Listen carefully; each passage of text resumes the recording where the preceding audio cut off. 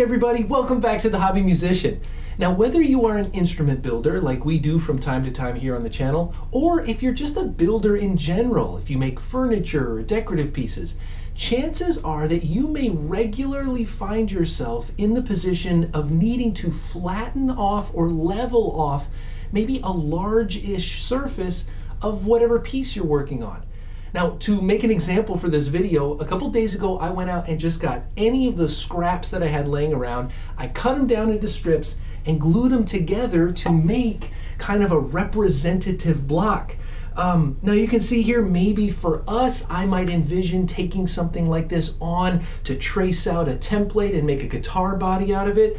Or if you're a builder of something else, maybe this is representing strips of exotic wood that you put together to make a cutting board for the kitchen. But regardless of what the end goal is, I kind of can't use it right now. You can see I've got glue that's squished out in all of the places that I glued the strips together. Not to mention that just the level of the strips kind of shifted a little bit when I had the clamps on them. Some are higher, some are lower. So I need to find a way to sand down or level down the surface of this to make it workable. Now, there are certainly machines and very expensive things that we can do to make that happen, but for today, I want to show you how you can make a very inexpensive and very scalable, customizable router sled that will quickly and effectively help me get this all leveled out. Now, you might be asking, what is a router sled? Well, in the shortest possible terms, a router sled is essentially a large flat work surface that we're going to put down onto which we can put the pieces that we're working with. So after that flat surface is down, the other kind of main component will be parallel sides that we're going to attach that we want to make sure are flat and level, and across those parallel slides we are going to make a little platform. It's going to have a channel down the middle so that we can take our handheld router, just a flat surfacing bit, and by resting the router on top of that platform, we'll be able to slide it back and forth, and the router can go side to side, and we'll be able to very carefully and methodically route out a reliable kind of flat surface for this. Okay, what are we going to need to get this project started? Well, as I promised, this is very accessible and very inexpensive. You can see here in the picture, I just went down to the hardware store and I bought exactly 3 pieces of wood. For my flat kind of tabletop surface, the big rectangle that you see, that's just 3/4 inch MDF board, and I just so happened to choose to buy the 2 foot by 4 foot size. Now, as I said before, if you're working with larger pieces, you can scale this up. If you're working with smaller pieces, maybe you don't need something this big. But for me and for blocks and things like that, that was about the size that I wanted. Now, the other 2 boards you see are identical copies of each other. I just got 2 8-foot lengths of what just happened to be trim boards. So this would be stuff that you could buy to kind of put around the baseboard of a room. And the reason I got them was just because of the dimensions. It had nothing to do with other uses of the boards.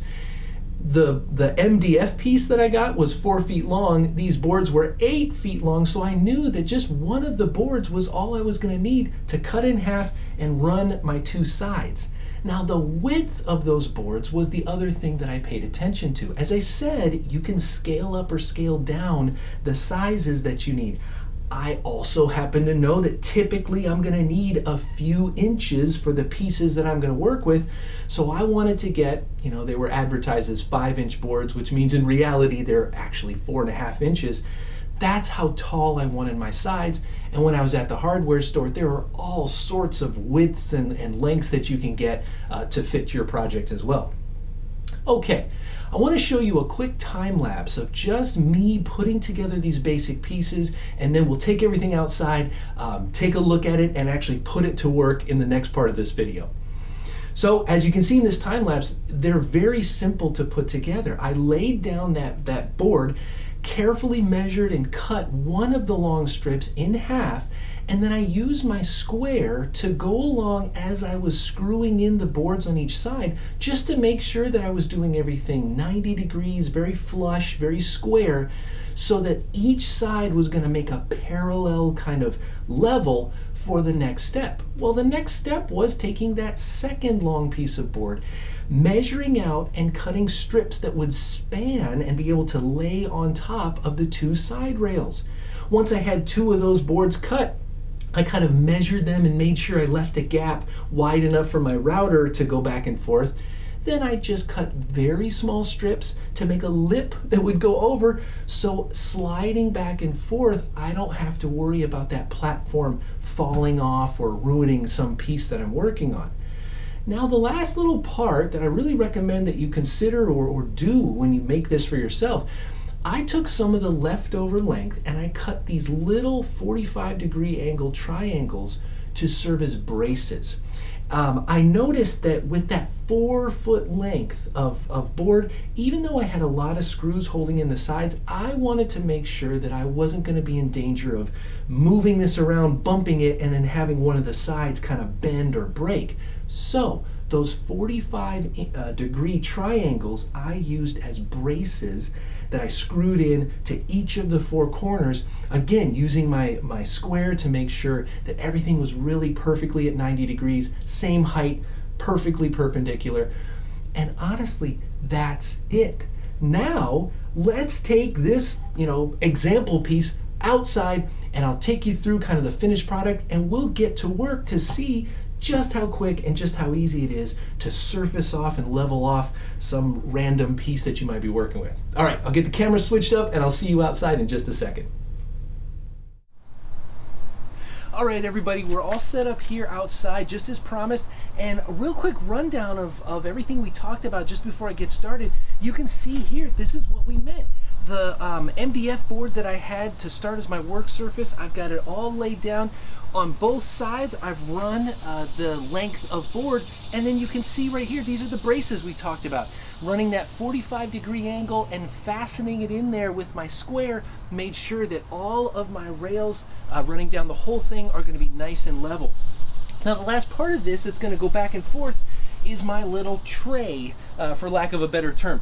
This is what we said. We have the lips that go over each end, and this fits on our rails. And then with my router, it's not plugged in yet, but with my router, I can get my bit going right down this channel back and forth. And then as I do a pass and finish it, I can slide this to a new spot, level off that, slide this to a new spot, and level off that place too. Now, certainly, you can go back, and I might in the future come back and do some more customizing. I might maybe make a hard stop or add a little piece of wood. I might even make some rails that go along the side here to kind of keep this from going back and forth. But honestly, right now, this in its current form is completely usable. So I'm going to go ahead and switch over to a time lapse. I'll get our example piece of wood that we were using. I'm going to get it fixed. Using some tape and super glue, get that glued down so it doesn't move, and then through that time lapse you'll get to see me kind of put this to work, get this leveled off, and then we'll take it back inside and see how everything went. So all right, hang tight and I'm gonna get to work.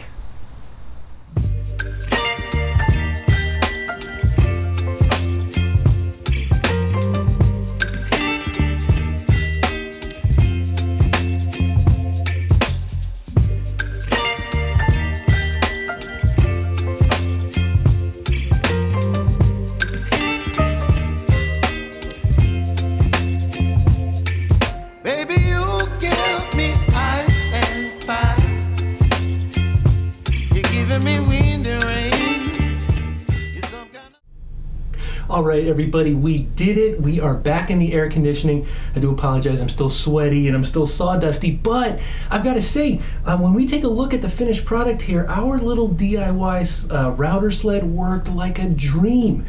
Here is the finished product. This is the same piece of wood that we started out with that I kind of slapped together from scraps. And I will say, the scraps I used were not high quality wood, so a couple places, just some of the grain directions and things, It's not glass smooth, but goodness gracious, I can take my finger anywhere on this and it's moving around really nicely. Now, no matter what kind of router sled you're using, you're always going to need to plan on coming back to do some finish sanding with an orbital sander or by hand with a sanding block.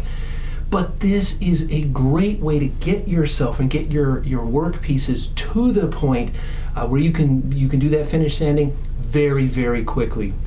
So I hope you could see that just with 3 pieces of wood and kind of your own imagination, you could scale up, scale down this project to fit your needs. And if you're just getting started and you want to even look into things like routers and bits and all that kind of stuff, don't forget, underneath all of our videos, I'll include some affiliate links for the exact tools that you saw me using. And I hope you got something out of this. Thank you for watching. And as always, until next time, play on, my friends. Play on.